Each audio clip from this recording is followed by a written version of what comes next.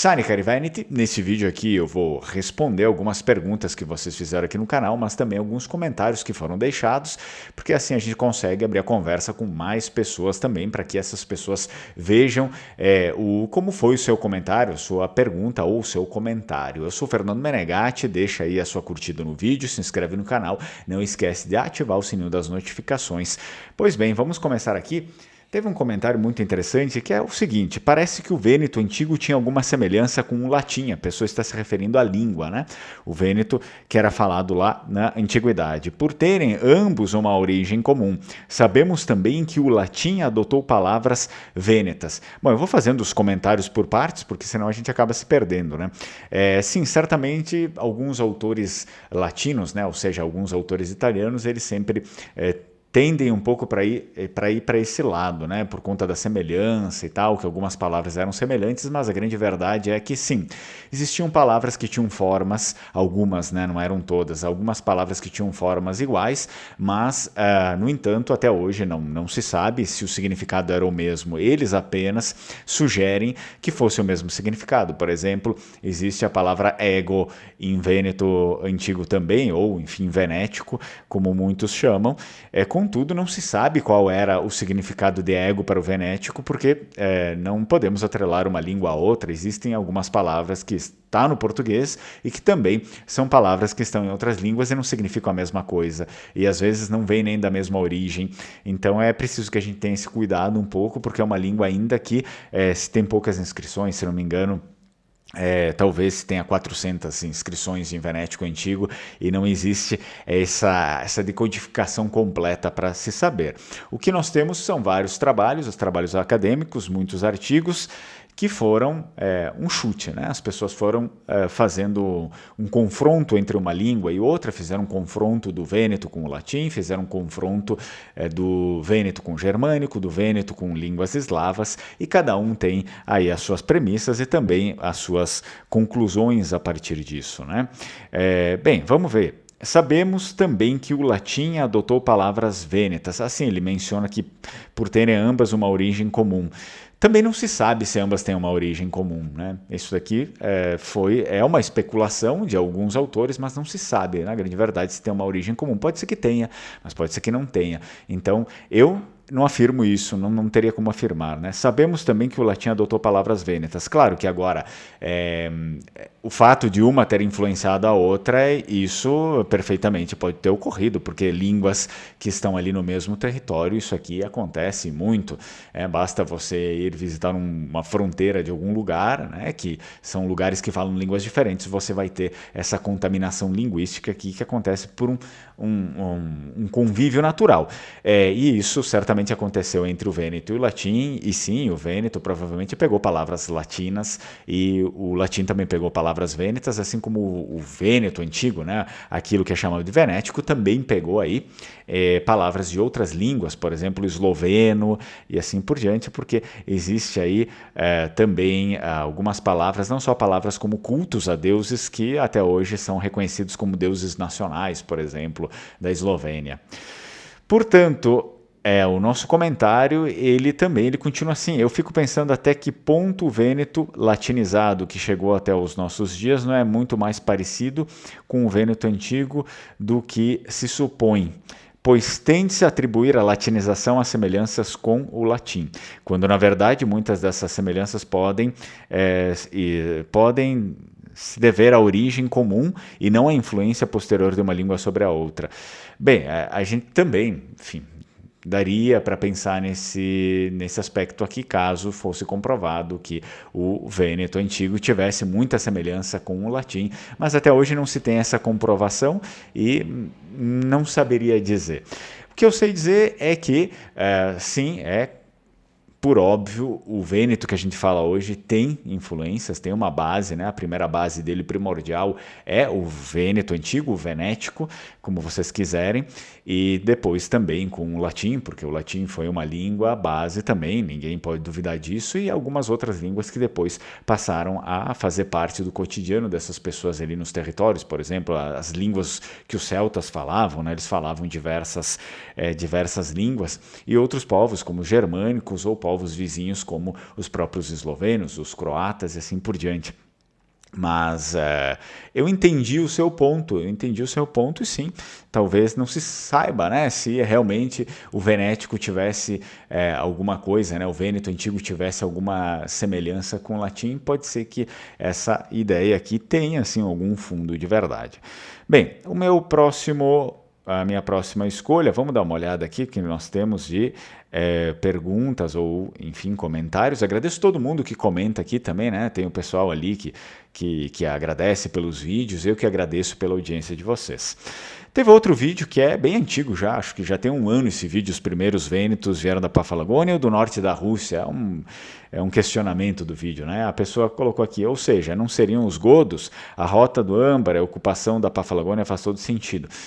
O problema é que os godos eles vêm muito tempo depois, né? Quando a gente fala sobre os vênetos antigos, a gente está falando lá da Guerra de Troia, né? A gente está falando de 300, né? Enfim, é muito, muito, muito antigo.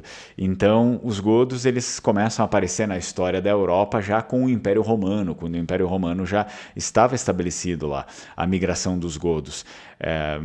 Assim sendo, é difícil que a gente vá ter alguma prova disso, né? Falar que os vênetos eram os godos, isso não tem como falar, né? Por exemplo, eles migraram lá para o sul, eles vêm da Escandinávia, os godos, eles migram para o sul da Europa e conquistam ali a parte do Império Romano. Já existia Império Romano, os vênetos são de antes do Império Romano. Então a gente precisa também ter essa conexão, né? Eles são principalmente lá da Idade do Bronze, Guerra de Troia, desse período ali.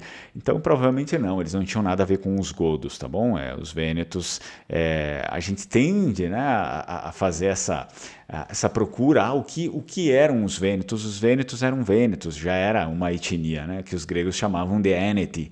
Então pronto, basta, os vênetos eram vênetos, eles não tinham nada a ver com outros povos ali, eu estou falando dos originais, né, os vênetos, os primeiros. Aí depois, é claro, depois aconteceu uma mistura, enfim, ali na península da Itália, né, a península italiana aconteceu essa mistura, claro, ninguém duvida disso também por conta do contexto histórico. Vamos lá, e aí depois nós temos aqui, num outro vídeo, assim, um vídeo que eu fiz lá junto com um falante de Furlan, né? E aí então eu fiz uma entrevista com ele, na verdade, só para pedir, para fazer alguns questionamentos a respeito da língua, né, que é o Hector. E aí então a pessoa escreveu, engraçado que mesmo sendo línguas vindas da atual Itália, parece que em muitos casos é mais fácil de se entender o Furlan ou o Vêneto ou fazer associações com a nossa língua portuguesa ou a língua francesa do que com a língua italiana. Exatamente, até mesmo porque tanto essas línguas do norte, elas conversam bastante com essas línguas que também estão mais para o norte. Na verdade, tem até um traço que a gente pode fazer, e eles literalmente fazem quando falam sobre as línguas ali da Península Italiana, um traço que começa da Lombardia para cima e depois para baixo. Então, para cima da Lombardia seriam línguas de uma estirpe diferente, para baixo são de outra, né? São línguas lá que vão mais para o Mediterrâneo, e a outra já começa a subir um pouco para esse espectro do norte, né? Do norte da Europa. Por isso elas têm algumas semelhanças um pouco mais próximas, até mesmo com português ou francês. Um exemplo pode ser visto, né, no buondì, muito mais próximo do nosso bom dia do que o buongiorno do italiano, certamente. E aí depois ele faz outros comentários aqui, sempre aproximando o português e também o francês, né? É uma pessoa que provavelmente sabe aí falar francês, então ele faz digamos, essa análise, uma análise assertiva. Inclusive eu tenho alguns vídeos aqui no canal, os vídeos já bem antigos aí, que eu faço algumas análises do Vêneto com francês ou do Vêneto com português. Vale a pena que você veja também esses vídeos aí.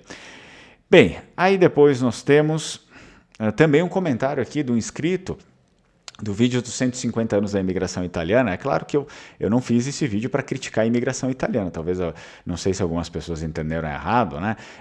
Acho que não, porque não vi nenhum comentário, enfim, Porém, algumas pessoas às vezes podem levar para um lado ruim, mas o que acontece é que eu falei no vídeo que sim, que os 150 anos é válido, que ele precisa ser comemorado como a epopeia dos nossos imigrantes e não uma honra a uma pátria que nem era a pátria deles, a Itália, né? Justamente a pátria que os expulsou. Então a pessoa colocou aqui: eu moro no Espírito Santo e o Dia do Imigrante Italiano se dá justamente pelo fato dos primeiros imigrantes italianos terem chegado nessa data no estado. Esses imigrantes eram do sul do Tirol, este movimento de eventos culturais, né? Enfim, ele fala que exatamente eles fazem um movimento, fazem eventos relacionados à imigração em si, e é o que está correto, né? A gente faz sempre um evento para falar sobre os nossos antepassados e não para venerar algo que de fato não faz nenhum sentido com a nossa história, não? E o próximo comentário diz assim, ó: estranhamente a Igreja Católica ajudou a divulgar a imigração dos vênetos para o Brasil. Deveriam ter lutado junto dos colonos para se manter na terra que foi surrupiada fraudulentamente pelo Reino da Itália. Também é no vídeo dos 150 anos da imigração. Eu entendo essa crítica, porém, na verdade, a Igreja também fez aí a sua parte lá desde o início, mas se chegou a uma certa conclusão que era impossível de barrar, né, esse tipo de avanço do Estado italiano liberal, até mesmo porque o exército era o Estado que tinha, a Igreja não tem exércitos, nem os colonos têm exércitos, então isso ficava um pouco difícil. E na verdade, a gente consegue também ver que muitas vezes a própria imigração era um protesto, né, contra a Itália. Na verdade, era até uma arma para atacar o governo. Então, as pessoas iam embora justamente para deixar claramente para o governo que não, a gente não quer esse país que vocês estão tentando implantar é um país que está fadado à ruína, como efetivamente foi para baixo, né? Então, existia, claro, certamente existia também essa tendência de eles quererem reviver, né, a Sereníssima República de Veneza, porque muito se falava em construir a República de Deus, né, a República de Deus do outro lado do oceano. Foi um certo romantismo, eles lutaram, na verdade, eles persistiram até que deu, depois que não deu mais, o que restou foi isso, para não fazer parte daquele imbróglio todo que estava surgindo ali, e com certeza o clero também teve a mesma ideia, a mesma intenção. Na verdade, os colonos e os padres eram basicamente né? Assim como eles trouxeram essa cultura para cá, quem, pelo menos, mais do interior sabe como funcionava isso, que o padre ele tinha muita, mas muita relevância e não era raro assim que a família tinha um padre, como um médico da família, a família tinha um amigo ali que era padre, que sempre vinha visitar e que participava das coisas, que orientava. Então eu acredito que eles lutaram e na verdade dá para ver que eles lutaram até que deu, né, com as forças que se teve, mas chega uma hora que não tem o que fazer porque não se tem um exército. Na verdade, a própria Itália excluiu, né? O Papa colocou ele lá presidiário. Lá. O Papa, na verdade, naquele momento ele teve que fugir, né? Ele fugiu para não ser morto. Então, e aí depois ele consegue voltar e aí deixam ele lá presidiário praticamente no Vaticano. Então, numa situação dessas é difícil, né? Às vezes as pessoas pensam ali, vale a pena a gente também instigar o povo a lutar contra o Estado, né? Provavelmente o clero tenha pensado isso. Será que vale a pena a gente instigar essas pessoas a lutar contra o Estado quando vê eles mandam um exército e mata todo mundo? Então acho que provavelmente tenha sido esse o julgamento, né? Muito bem, então nós temos outros comentários aqui que são relevantes. Pouca gente fala disso também nos 150 anos da imigração, o vídeo. Conheci seu canal recentemente, fico feliz que há quem critique a Itália unificada. Essa empreitada foi conduzida pela maçonaria, sempre de olho em princípios liberais próprios dessas seitas. sempre com ódio à igreja e às verdadeiras tradições. Meus ancestrais são do Vêneto e da Calábria. Bom, basicamente isso, né? Eles precisavam, sim, claro, óbvio, eles precisavam destruir a igreja e também a tradição que existia até então. Mas não só a tradição. Vejamos que quando a gente fala sobre tradição, a gente não está falando sobre só a igreja, a gente está falando da tradição do Ocidente Antigo. Então existia aquela tradição que era dos nobres, e aí a gente cita a Sereníssima República de Veneza, a tradição lá da própria cidade de Veneza, onde estava ali a cúpula dos nobres, mas não só ali, né? A gente ia encontrar nobres em todos os lugares, Treviso, Vicenza, né? nas capitais. Porém, aquela tradição ali que era bem de famílias nobres mesmo, né? Mas a gente encontrava também a tradição no interior, né? A tradição dos colonos, dos camponeses, enfim, camponeses lá, porque né? A gente encontrava essa tradição aqui junto, óbvio, com a igreja, que era uma tradição bem antiga também, de seus 2000 anos e tudo mais. E era preciso quebrar esse tipo de coisa, né? O Estado italiano, quando ele vem com uma outra proposta e ele não quer mais essa realidade. Enfim, não só o Estado italiano, muitos outros estados também que montaram a Europa, montaram o Ocidente, conduziram o Ocidente como é hoje. Eles não queriam mais aquela realidade de antigamente, né? Do Ocidente antigo que tinha, de certa forma, todos aqueles preceitos, né, que existiam naquele período, que você que estuda história provavelmente sabe quais são.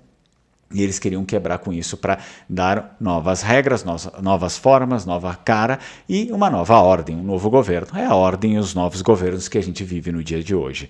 Então, basicamente, esse foi o ódio, né? Foi um momento de muito ódio contra as monarquias, né? Revoluções, ódio à monarquia, ódio à igreja, porque eram todos poderes que representavam o Ocidente antigo. Esse aqui era o poder que não podia permanecer existindo para essas pessoas, né, para esses políticos pegarem, então, finalmente, os governos. Vamos nos lembrar que a República de Veneza, a gente fala república, a gente acha que era como o Brasil ou, enfim, as repúblicas modernas. Não, era uma monarquia barra aristocrática, então, era uma monarquia aristocrática. Tanto que eles chamavam o Doge, além de chamar o Doge de Doge, o nome mais popular dele, né, o título mais popular do Doge era Sereníssimo Príncipe.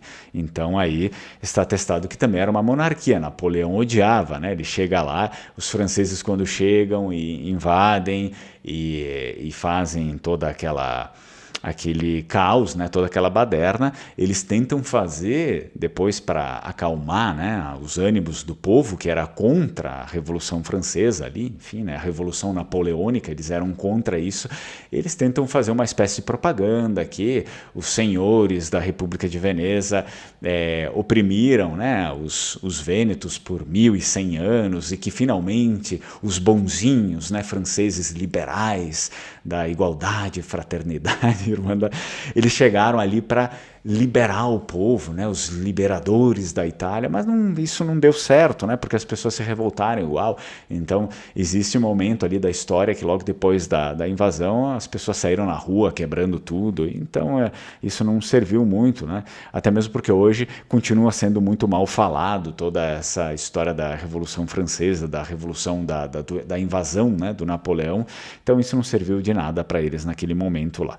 Bom, vamos dar uma olhada aqui se tem mais alguma coisa, e aí depois eu vou finalizar o vídeo. Tem um outro comentário, a maior parte dos comentários eu ainda não li, então pode ser que escape alguma coisa aí. Bom, vamos lá.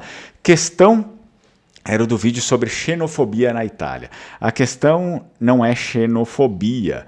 A pessoa escreve aqui, problema é que essas mesmas pessoas que desejam cidadania ou já têm a nacionalidade, só querem direitos ou vantagens na maldita União Europeia.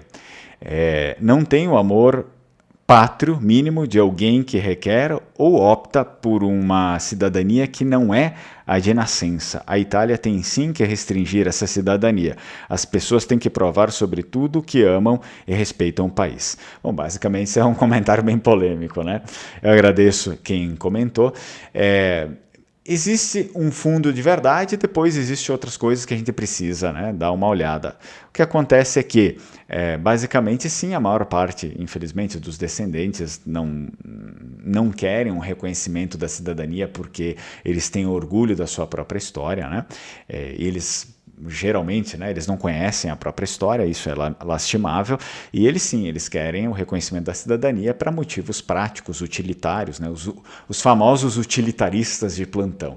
Eles só querem aquilo porque serve para alguma coisa, se não servisse para nada no meio social, então eles não iriam querer. E depois é claro que eu faço as minhas ressalvas quanto ao país inteiro, eu acho que não existe como pessoas que são descendentes, né, nem eles lá na verdade, pessoas que são descendentes dos povos da Itália e nem eles que estão lá não tem como ter um orgulho do país inteiro porque o país inteiro nunca fez nada unido, né? O país inteiro unido são coisas recentes como a Segunda Guerra Mundial, esse tipo de coisa aqui. Então não existe um sentimento nacional de orgulho italiano, mas sim existe um sentimento das antigas pátrias italianas. Aqui eu concordo, eu acredito sim que a pessoa deveria saber de tudo sobre a sua antiga pátria, a língua da sua antiga pátria, porque é questão de prioridade, a cultura está ali, né, na língua, e depois é claro que por meio da língua você vai conhecendo também a história. Aqui sim, eu concordo. Agora a pessoa ser um italianinho de plantão, com bandeirinha da Itália,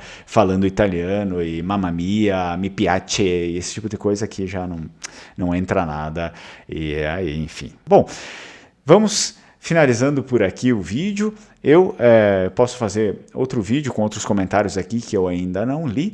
Espero que você tenha gostado, deixa aí nos comentários, né, o que você pensa a respeito dos temas abordados. Aproveite para comentar mais, porque volta e meia a gente vem aqui e também fala um pouco sobre o que vocês estão pensando. Então, agradeço mais uma vez. Tchau, tchau, Strucon.